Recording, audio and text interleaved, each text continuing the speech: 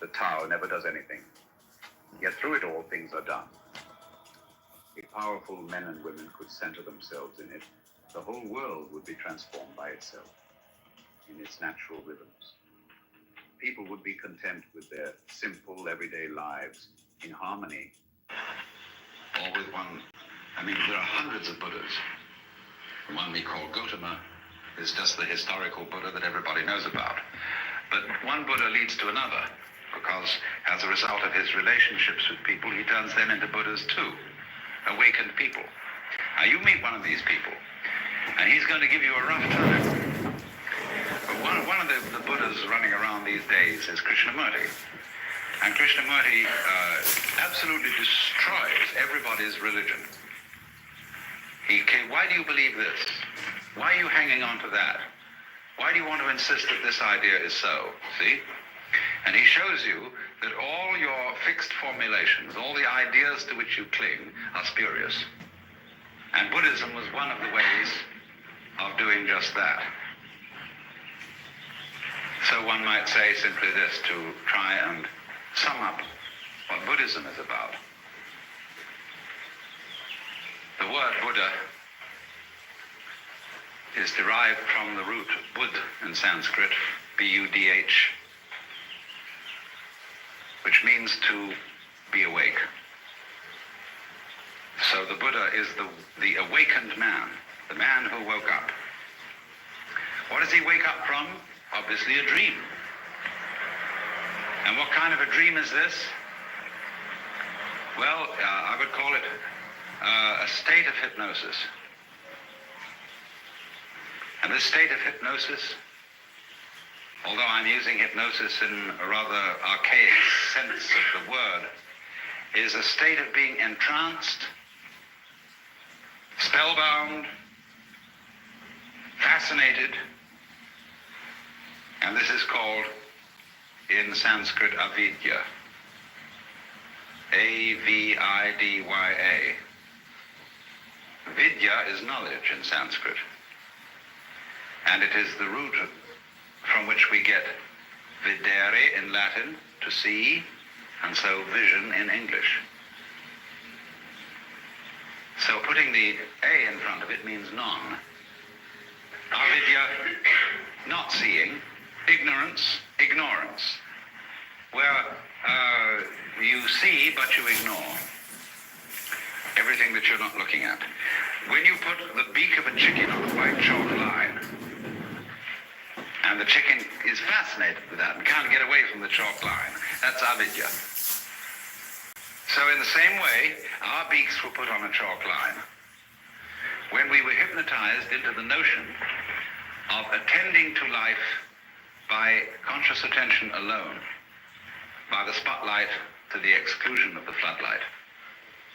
And so we began to imagine that we were separate individuals. What is called in Buddhism Sakhya Drishti, the view of separateness. And a Buddha is one who has overcome that. He is awakened from that illusion, from that state of hypnosis, and he knows that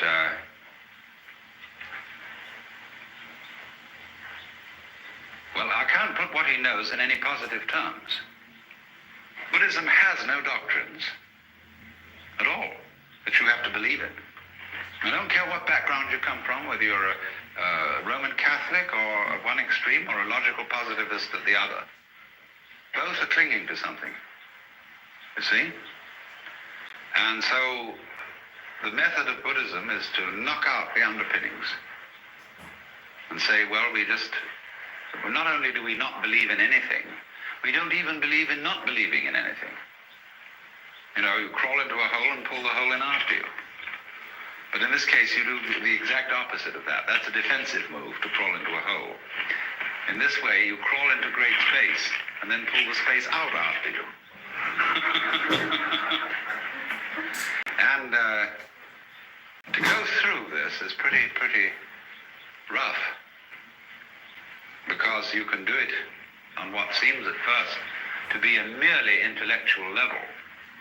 So you can engage a group of people in discussion, And you can start, whenever they propose an idea that is their sort of guiding principle of life, you demolish it, show that it doesn't hold water.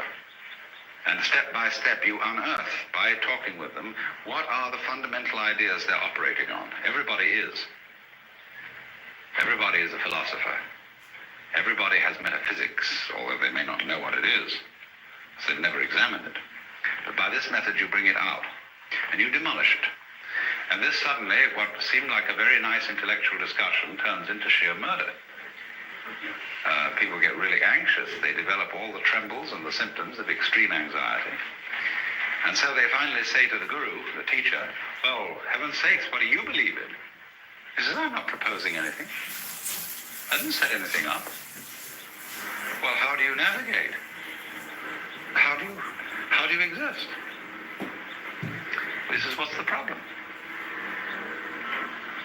Because you see, what we're moving from, as I suggested a moment ago, we're moving from a state of affairs where we're accustomed to navigation on land to a state of affairs where we're in the water.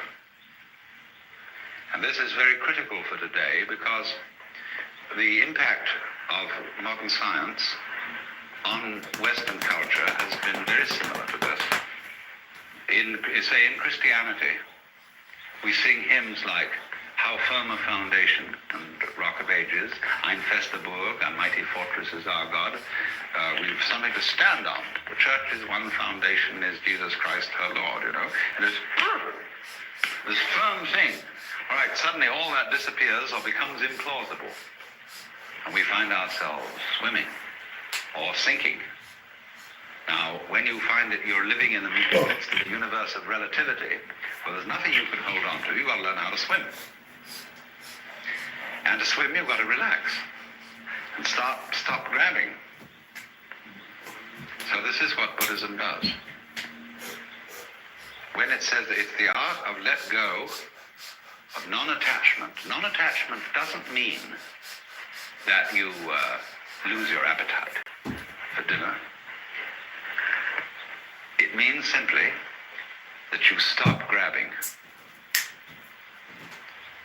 You get rid of stickiness. Stickiness in the sense that, for example, when a wheel has an axle that's too tight and it sticks, you want to loosen it up a bit. You don't want it too loose. You don't want it floppy. Like a lot of people, when you tell them to relax, they become like a limp rag. It's not relaxing. Relaxing is having still tone. But it's a middle way.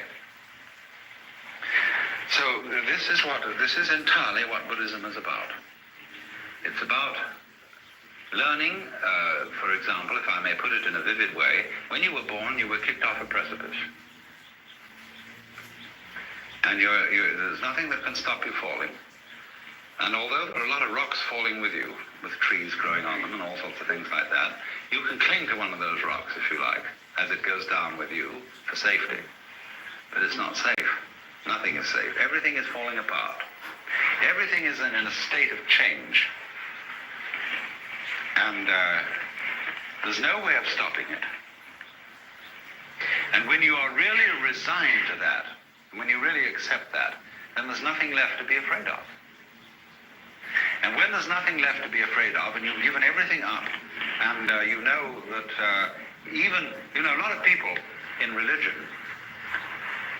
cling to suffering because they know they are right as long as they hurt. Oh, I bless the good Lord for my boils, for my mental and bodily pains. For without them my faith all congeals, and I'm doomed to hell's ne'er-ending flames. There are a lot of people who know that they're right so long as they suffer. But that's an illusion too. Even suffering offers no security. Even suicide offers no security in Buddhism, you see. There is no security at all. You simply have to face this fact that everything is in flux and go with it. And so the question then is simply how to convince people of this, if anybody wants to be convinced. It's not the sort of thing you shove down people's throats. You don't convert them to this. Because if they don't want to be converted, they won't let go.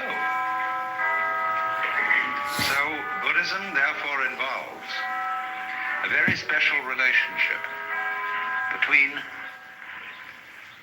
the questioner and the person to whom the question is addressed, the pupil and the teacher. And now then, Buddhism came to China as early as 60 AD, but didn't at that time make a very great impression. It was not until about the year 400 that a very great Sanskrit scholar by the name of Kumarajiva came and started teaching Chinese scholars Sanskrit. And they worked with him to translate Sanskrit into Chinese. And they translated the Buddhist scriptures. They didn't, of course, do them all at that time, because the Buddhist scriptures occupy about as much space as the Encyclopedia Britannica. In fact, a little more. The Indians are great talkers. Well, anyway, they found that when they translate this into Chinese, you had to find equivalent Chinese words for the Sanskrit ideas, and they found these from the Taoist philosophy. Well, slowly then, Indian attitudes began to be modified by Chinese attitudes, because the Chinese read into these translations Taoist meanings. So things got a little altered. Now here came the alteration that is crucial. First of all, in Indian Buddhism, there's very little humor. But Chinese life is full of humor. The greatest philosopher of China, Zhuangzi, is the only philosopher who is, I think, in the whole world, who is profoundly humorous. There's a book in the modern library, published by Random House, called The Wisdom of Lao Tzu. And this is translated by Lin Yu Tang. And he includes, along with the translation of Lao Tzu, huge sections of Zhuangzi. And this is absolutely fascinating because of the humor of it. Indian Buddhism had very little humor. Some, yes, but very little. Next, it was all tied up with celibacy, which to the Chinese was absolutely incomprehensible. Because Chinese civilization is rigged around the family to a far greater extent than ours is, which is saying something. And they couldn't see any point or any wisdom in celibacy. When Buddhism came to China,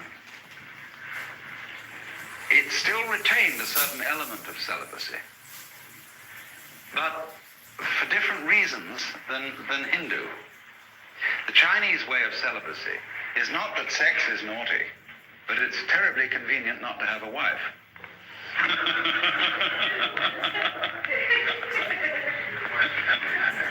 In other words, the ideal of the uninvolved life has a certain appeal, but they could never get through into their heads the notion that sexual desire was bad, which has always played a fairly strong role in Hindu thinking. Not in the same way as it has in the West. The Hindus don't have a guilt take on it. But they think that it dissipates your spiritual energies. And you see, in yoga, they envisage the idea that at the base of the spine, there is what is called the kundalini, the serpent power, or the force of psychic energy. And so long as it remains at the base of the spine, this force is dissipated in sexuality. Now, yoga is to suck this thing up the spine and get it into the head. And so then you withdraw from the manifestation of this energy, or the dissipation of it, in sexuality, and it's put on a higher level. Only which end is up.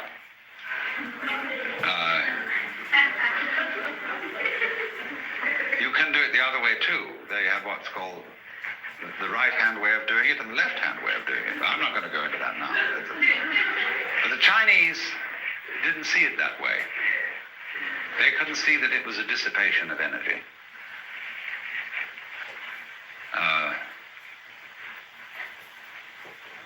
So what they wanted to aim at was a way of living Buddhism and being awake, but at the same time remaining active in the ordinary life of the world. It's what's called, in their phraseology, being king on the outside and a sage on the inside. It has been well said that Buddhism is Hinduism stripped for export. You see, Hinduism is a way of life that goes far, far beyond what we in the West call religion. It involves cookery, everyday family life, house building, just everything. It's the whole Hindu way of life. And so you can't export it, just as you can't export Shinto from Japan. It belongs to the soil and the culture. But there are essential elements in it that can be transmitted outside the culture of India. Managing practical affairs, completely involved in whatever life is, but at the same time inwardly living on top of the mountain, being cloud-hidden whereabouts unknown. So Chinese Zen is the preeminent expression of this, because it is the mixture of Indian Buddhism and Chinese Taoism plus a certain Confucian practicality. Zen developed out of the work of Kumarajiva, came into China, as I said, 400 or a little before. And then you suddenly get into a kind of vertigo, dizziness, that you feel suddenly that you're no longer standing on the firm ground, but that the universe has suddenly turned into water, or worse, air, or worse still, empty space. There's nothing to hold on to. Now you see, often when one discusses religion with people, they say, well, I need a religion because I need something to hold on to. Well, that's the way not to use a religion. Because if you use religion as something to hold on to, your religion is an expression of unfaith. Faith is where you let go, not where you hold on. When the cat falls off the tree, the cat relaxes, you see. And so the cat lands with a soft thud and doesn't get hurt because the cat has faith. But if the cat in midair were suddenly to grab itself with all 4 feet and tighten up, you see, it'd be hurt. And that's what people do when they say, rock of ages cleft for me, let me hide myself in thee. They want something to hold on to, you see. And that is unfaith. So the method of Buddhism, it's called the Dharma, doesn't mean the law, it means the method. The method is to knock the stuffing out of you, to take away everything to which you cling, to cleanse you completely of all beliefs, all ideas, all concepts of what life is about, so that you are completely let go. Doesn't, as it were, look over your shoulder and wander off to something else. Somebody who, first of all, he's completely here, and he's so much here that you can't phase him. Now, this idea of phasing is crucial in Zen. You see, I referred a moment ago to attachment, that Buddhism is living free from attachments. And I made the point that this is not abandoning a sense of a good appetite for dinner, but it's stopping sticking. In psychological jargon, you don't block. A mind of no hesitation, it's sometimes called. In Chinese, the phrase mo zhi chu is used, of going straight ahead. So supposing somebody walks up to you on the street and says, are you saved? Now, most of us who are intelligent people feel embarrassed by such a question. You know, what's this wretched Salvation Army person or Jehovah's Witness doing asking me whether I'm saved or not? And we're all a little bit, you know, What do you do with a nut like that? So, but as in Zen, this is a perfect moment to respond, see? To the most embarrassing question, are you saved? But Zen comes back in a very funny way. In Zen, one doesn't give philosophical answers to a question like that. You give practical answers. I had a boiled egg this morning.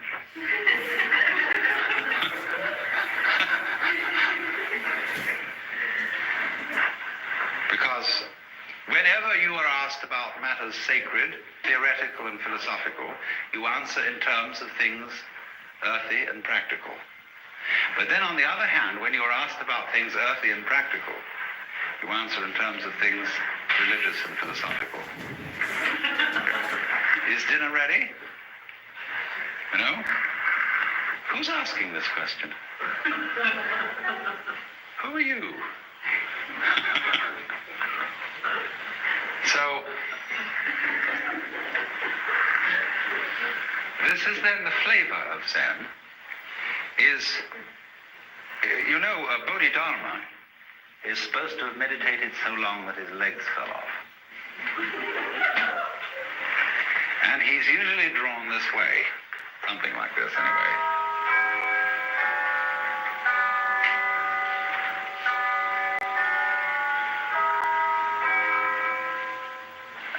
It looks like a shmoo. But in Japan, you buy these toys that are darumas, and they are so weighted in here that you can never knock them over. You can bat it on the floor, bat it this way, bat it that way, but it always comes up again. And so the poem says, 7 times down, 8 times up, such is life. So this is the principle of not being fazed, not being attached. So to play the game, you can't faze me. Okay, Elon Musk is live. I'm going to switch over to live streaming him. Oh, negative. Oh, yeah, he is live. Here we go.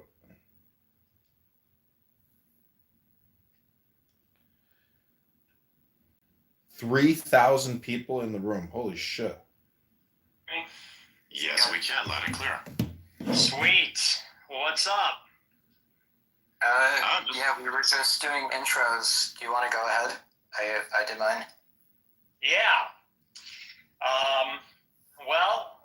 For those that don't know me, or maybe for you, I'm Nick Fuentes. I'm a live streamer. I've been doing a show called America First for the past 8 years. And although I've been called a lot of things, and I don't know how much you've heard about me, or you know what your impression is about me or my views, I guess I would call myself a Catholic reactionary, American nationalist Catholic reactionary. It's probably best way to describe me. But yeah, I've been looking forward to the conversation, so I'm excited to be with you tonight. Yeah, I appreciate that, and I am pretty familiar. You know, I come from a kind of 4chan background where I've seen your come up. I'm not that super engaged in like the political scene, so I don't really know about some of the beasts that it seems I've accidentally waded into. That's what I was saying before you joined, but I have a general understanding of the white Christian coalition viewpoint that you come from. I'm mired in those politics. At least I've been around all those scenes and know a lot of the talking points there. How familiar are you with Milady and Remilia? Not super familiar, honestly. I've heard about you guys for a long time, so I'm been aware of you guys for a while. Someone that used to work for me actually is very into Milady and has been. And so I've seen it from them, and I know a lot of, or I should say maybe not a lot, but I'm aware of some groypers, some followers of mine who have a Milady Avi, and I know you guys always say Remilio. I didn't understand until we talked what that was, and sometimes it's Remilio, and then that's Remelia. But I've been doing a little bit of research, and so I kind of have the gist. So Milady is the NFT. You made the Milady Maker under the Remelia Corporation. Do I have that right? Yes. Yep. So far, so true. And why do you say Remelio at the end of everything? So Remelio is it's a sister collection or a brother collection, really. So Milady is the main one, and then we released Remelio. It's also an NFT, and they kind of represent a little bit two different tribes. The Remelio is the one that I think the Groypers and Remelio share some community crossover. It's a lot more into sort of juvenile shit posting, trolling, that kind of 4chan style fun, but on Twitter.